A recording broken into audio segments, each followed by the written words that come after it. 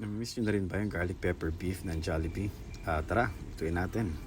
Ito, meron akong 4/4 ng baka. Hiniwa ko lang na maninipis hanggang maging katulad na ito. Ayan. And syempre garlic. Madaming garlic mas maganda. Prito lang natin yung garlic sa oil and butter. Kaya tayo may oil para hindi masunog yung garlic natin. So may hinang apoy lang para hindi siya pumait.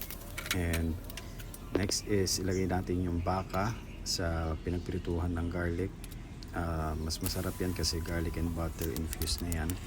Yan ang toyo, oyster sauce, paminta, nor seasoning, and halu-haluin lang.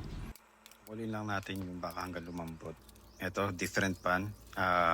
Sa sauce na to, butter, mushroom, and lagyan natin ng harina, 2 cups of water, then nilagyan ko rin yan ng beef cube tsaka soy sauce. Ayan, vetchin tsaka paminta. Halu-haluin lang hanggang maging ganito na yung consistency niya.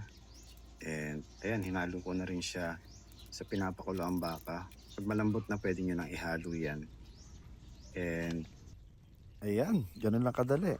Lahat ng ingredients ay makikita nyo lang sa bahay nyo. So, try nyo na.